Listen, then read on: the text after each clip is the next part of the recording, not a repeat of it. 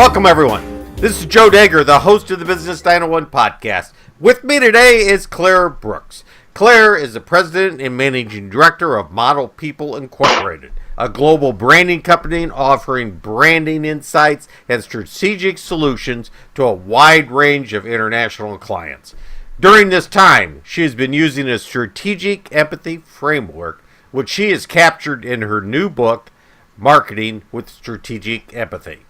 Claire, thanks for joining me, and half jokingly here, but a serious side to it.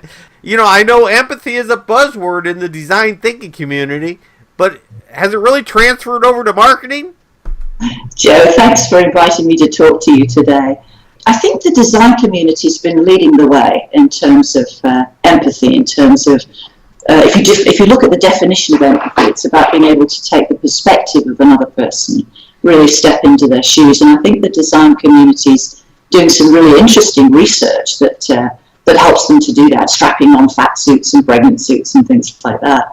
But the marketing community, perhaps a little bit slower to do that. But you know, great brands deliver an experience. And it's not just a design experience, it might be an advertising experience or a retail experience. And so marketing of brands needs to encompass empathy. Marketers need to become empathetic with their consumers and customers. Sales and marketers are rather heartless, aren't they? I mean, Joe, I think you're messing with me now. I think they have that reputation, perhaps, and I certainly think that perhaps designers are, it's a little bit easier for designers. They spend their time thinking about solving usability problems and giving people a good design experience. It's tougher for marketers. They're trying to, in 30 seconds, get across the essence of a brand or what a brand will do for somebody or a product will do for somebody. So they tend to be a bit more look at me, rather than let me understand you. But they're getting there. We're helping them, I hope. Well, to me, it's more than that, because being a sales and marketing guy, I mean, I'm somewhat empathetic for my trade, okay? But when we have commissioned salespeople out there, okay, and we have to meet quarter goals, how empathetic is anyone with us? How are we going to feel empathetic? How we make money, how we make a living is very less than empathetic. I mean, is there an answer there? Well, it's true, and there was this scandal with this big American bank recently, where all these poor salespeople had been, encouraged, let's say, to sell products that people didn't know they wanted and didn't know they were getting to meet their goals and targets. But the good salespeople, and I'm sure you are one, Joe, good salespeople do think about their customers in a very deep way. I mean, they understand them inside out. Power-based selling is something I was taught to do early on in my career, and it's really understanding what your customer wants from you. So I think that we can joke about salespeople, but I think the really good ones are empathetic. Yes, I do. Well, your company has built their brand promise on this. What are some of the challenges you faced in becoming an empathetic marketer? Well, my company provides research and strategy solutions to big companies, looking to design products or design advertising campaigns or understand who they're targeting and what those people want from products and services. So I don't have to be empathetic. I'm trying to help my clients to become empathetic. And one of the big challenges is time. I mean, the world is speeding up, isn't it? We really often don't have the time. We tell ourselves to sit back and really take the perspective of another person and take the time to do that. So one of the things we've been investing in a lot recently is different techniques, that sort of agile research techniques that get to the solution faster. But at the end of the day, you have to put the spade work in. You really have to spend the time to be empathetic. Drive something home with me, because I always talk about it's not a marketer's job just to get the message out anymore. It's just as much to get the message in. And Good point. and that is and to begin listing, you have to be empathetic to begin with, right? Yeah, one of the things, that's a great point, Joe. One of the things the book talks about is what we're calling emergent marketing strategy formation. And that's that, it used to be that we sat down and every year and we spent 3 months developing marketing strategy. When I started my career as a brand manager, this is how we did it. Now things are moving so fast that we're forming marketing strategy on the go, very dynamically. And when you're doing that, organizations have to make sure that they are learning organizations, that the entire organization understands or is empathetic with their consumers or customers, because there's too many opportunities to make mistakes if you're moving very fast and forming marketing strategy as you go. You have to really know your customers and consumers, because you don't have time to take 3 months to get to know them. You're doing this adaptively or in an emergent fashion, and the book really talks about that as one of the key reasons for organizations to make sure that everybody in the organization, certainly managers, but even employees, have empathy with consumers and customers. That knowledge company, that learning company that Senge, let's say, talked about in the early 90s is really coming to fruition now. I think it is, because everything is now so moving so fast. We've got industry disruption is something that Clay Christensen's talked about and written about, and we see that every day with Uber, with Amazon, and it's intensifying. And so marketers and designers are struggling with how do you develop things on the fly, dynamically, really understand what to do very fast. And so we have two approaches to that. We have a learning organization approach, which is about making sure that that learning is socialized across the organization, that you're creating perhaps online hubs where people can learn, or videos where people can really understand, maybe written materials so that the organization is understanding the consumer and learning about the consumer all the time. So that's one approach. The second approach is what we call an immersive approach, where you take a core team of stakeholders, usually marketing people, product people, merchants, and you take them on a learning journey, and you immerse them in the world of the consumer or the customer for a couple of weeks. You work with them to activate their learning and their insights into strategic actions. That's the strategic part of strategic empathy. Empathy's fine, but you have to do something with empathy. You have to make it strategic, make it action-oriented. And so this immersive learning approach takes you from knowing very little to knowing a huge amount and having decided what to do about it in about 3 weeks, very fast. You discuss a framework in the book, and you've alluded to it here a couple times in our conversation. And is there a process to develop empathy? I mean, is that what the book is all about? Yeah, that is. You're right. The book is about the strategic empathy process. That is more of the immersive approach to learning, where you identify a problem. You need to fix it fast because you've got salesmen waiting to tell you, to know what you want them to do. Marketing people want to know what to do. The agency's crying out for strategy direction for upcoming shoots that they've got lined up. So you identify your issue. You conduct immersive research. We call it a strategic learning journey, actually.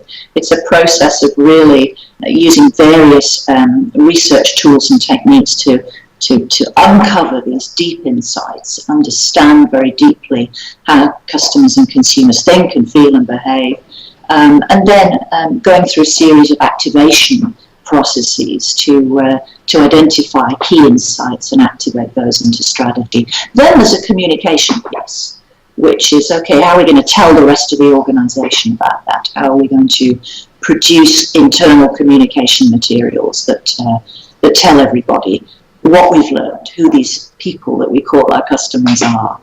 So it's a 3-step process: immerse, activate, and inspire the rest of the organization. So you're saying you take this research and you bring it in, but that's also not any good unless we spread it out, okay, for lack of, to simplify it a little bit, right? No, I think it is good because the people that are on the learning journey, this process that they're going, strategic empathy process that are going through, core stakeholder team. So they're the people who need to have the strategy inputs. So they are the product designers, the marketing people, the merchants, the retail merchants, whoever, whatever organization.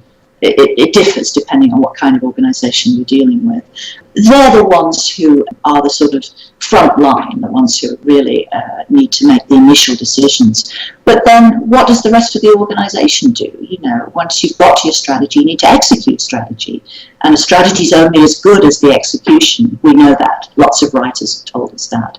So if the rest of the organization doesn't understand the strategy, understand on a very deep level, have empathy on a deep level with consumers and customers, it's at some point going to fall flat. So it's like a front line and then a second line, everybody else. And it's important for both to know. But it sounds great from an academic standpoint. Okay, but here I am, this company, and I learn and I invest and learn all the strategic insight and this empathetic things, and then I start including and collaborating it with people. Am I losing my competitive advantage? I mean, where's the line there that collaboration and sharing on all this new insight that I got to draw? I mean, I have to keep something to myself, don't I? I'm not talking about sharing it outside the organisation, and maybe I'm misunderstanding your point, Joe. The sharing goes on inside the organisation, but I think it's not academic for sure, because this is something that I'm implementing every day and for the last 12 years with clients of mine who are Fortune 500 global brand marketing corporations, people who design products, people who market products. So definitely not academic. This process is proven in action. But the sharing is really within the organisation, not outside. So competitive advantage, it is for competitive advantage, but within the organisation. Also, with all the sharing, you end up with a lot of diverse thoughts about it. I mean, the diversity from just people looking at the same information. How do you converge? If you're getting all this information, doesn't there have to be some way we converge it into what we do? Yeah, it's a good point. Part of the process, part of the strategic empathy process is about distilling. So that's the activation piece, step 2. Okay, we've learned all this stuff. Now how do we activate? How do we decide what are the important things that we've learned and how do we that really will help us develop competitive advantage with our products, with our customers and consumers. So you make a decision. Strategy is about making decisions. So you make the strategic decisions, then you communicate to the rest of the organization. But here's another point, and designers, I think, will understand that particularly well. You know, good design is often about hunches, intuition. I feel like this would work for somebody. Let me test out that hypothesis. Let me build a prototype. And so deep insights are about giving people the real intuition, the real insight, letting them observe. A lot of the techniques that we use are observational. So they let designers come into contact firsthand with their customers and consumers, kind of see them struggling with the problems or understand what they're trying to achieve with a particular product, functionally or emotionally. And so it's not just about me editing something down for the rest of the organization or the stakeholder team editing it down. You also want to keep a bit of that raw insight so that people can be inspired themselves. So they might take it in a slightly different direction, but that's okay, because that's where breakthroughs come, when you don't edit something down too much. That's very powerful. Designers are some of my biggest fans, if you like, because they really get that you need this raw insight, this deep understanding to do their job. So they don't want it edited down too much. The marketing people, sure, we have to have a strategy. You have to have a product strategy too, but I think designers tend to be a little bit more, of course, creative and intuitive in the way that they approach things. So the raw insight is good for them. Well, I think we covered the immersive and the active parts of the two phases. The third phase, inspire. Yeah. Okay, can you just tell me a little bit about that? Yeah. Well, we do a lot of internal graphic production that is designed for internal audiences.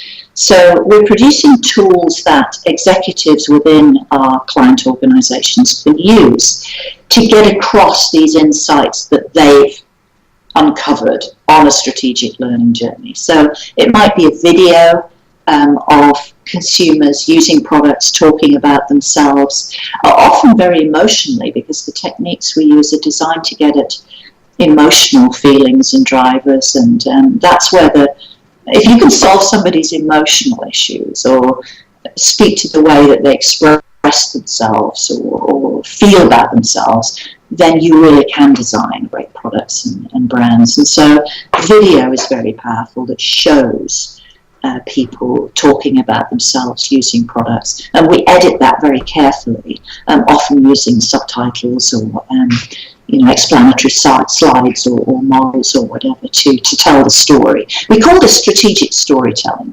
It's taking the strategy but bringing it to life through a story, the story of the consumer or the user. When you do this, so we're telling the story to the organization internally too. We're inspiring the organization, just as importantly, inspiring the rest of the world, right? It's more important. I think it's more important. I mean, you have to inspire the rest of the world to buy your product, but you have to get the right product first. And it's tough. It's tougher and tougher to be really develop. An insight is defined as breakthrough thinking. And it's tougher and more difficult than ever now to get those breakthrough insights, because everybody's working on this stuff. Everybody employs smart people. So it's more important for the organization to learn and to share that learning and to inspire people to do a better job. It's almost more important than doing it outside the organization. As our companies become more distributed, having this type of approach is really important to get the organization on the same page, isn't it? Yeah, Joe, that's another great point. How many people are working remotely now and working from home one day a week?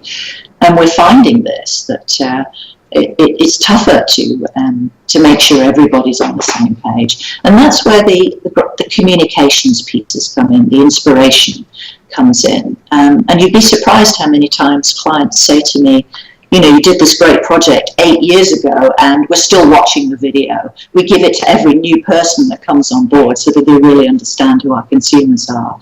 Now, I think 8 years is a bit long not to revisit and look at the consumers again, but that's okay. The point is that it's powerful, that the stuff we produce is designed to communicate empathy. Empathy isn't just within you. When you watch something that is empathetically produced, it develops empathy with an audience, and that's what we're trying to do, to communicate the empathy that we've developed to an audience so that they also have empathy with consumers and customers. When I looked through the book, I noticed that the book was structured a little different. Okay, there's a couple of case studies in there. Yeah. Right? Over 50. Let me get that in. Over 50 case studies from around the world as well. And I have to tell you that my first trip through the book, okay, I do one of these browse things through it real quick and everything. I was somewhat disconnected. I had to sit back and kind of reprogram myself to read the book. Okay, I've kind of been conditioned, as many books as I read, on what to expect. But with this many case studies, I really had to disconnect from that normal way of doing it. Can you tell the listeners a little bit about the book, how it's structured, and the purpose and why you did it that way? Yeah, Joe, there are a lot of books out there that talk, you mentioned academia, there are a lot of books out there that talk in an academic way about processes and, ideas.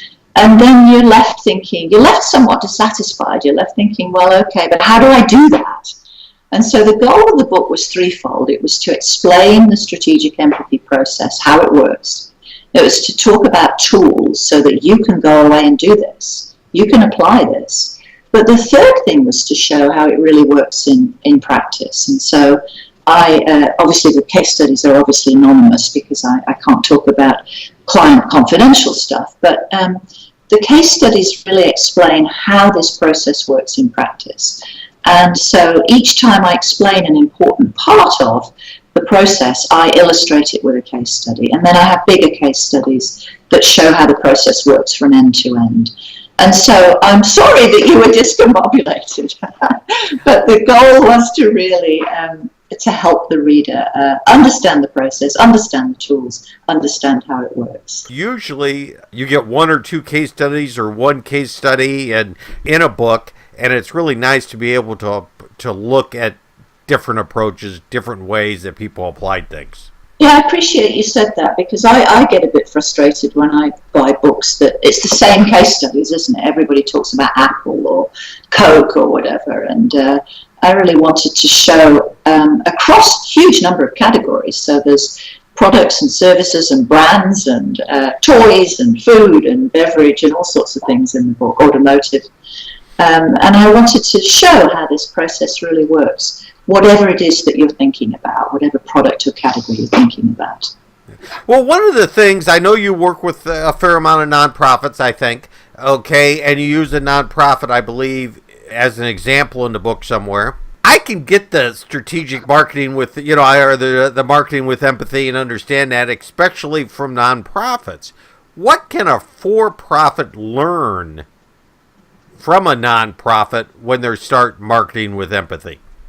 It's a good question. And actually, most of our work is with for-profit corporations, very big corporations. The work that we do with non-profits is pro bono, and we particularly work with the World Federation for Mental Health, which is a cause very dear to my heart. So we do work with them. The non-profit side is interesting because their people are truly passionate about what they do. And they often empathy is a way of life for them. They truly empathize with the people that they're serving. But not-for-profits have to be smart about their donors, the people who make it possible for them to carry on. And so for them, it's really about understanding what the donors get out of it and how you need to engage and generate empathy, evoke empathy among donors. So that's the important part for not-for-profits. As to what for-profits can learn from that, I think it's about the passion. I think it's about caring about your customers or the people who you serve so passionately that you really want to do the right thing. Harnessing that sense of communal passion and that we are all striving towards making things better for the people that we serve, our customers. I think that for-profits could really learn a thing or two from not-for-profits in that sense. What is upcoming for you? Oh, always. More projects, more strategic empathy. The book is getting some good feedback and good reviews, and so there are video resources, Joe. I wanted to mention that on our website, and I can give you that if you'd like me to. But perhaps more, there's some video on the website which talks about these strategic empathy processes. So perhaps more learning resources. Not everybody can afford to employ my company to do this. We work with bigger companies, but I want these tools that lots of people could use. Smaller companies, startups, not-for-profits, and I'm hoping that there's ways that I can help to do that. I was a teacher for several years. I taught MBA students, and partly the book's for them. I wish I'd had this book when I was teaching MBA students. clients because of the case studies, because of the practical how-tos. And so maybe just spreading the word a little bit more. That would be fun. Okay. But otherwise, it's clients all the way. Okay. What's the best way for someone to learn more and contact you? Now, I would go to the website. It's www.ModelPeople Inc. So ModelPeopleInc.com. And then there's a page about strategic empathy with some additional resources on there. You can take a look at the book, look inside the book and see the contents and so on. And then you can contact us via the website as well. So that's www.modelpeopleinc.com. Or Google Claire Brooks Model People, and you'll get there as well.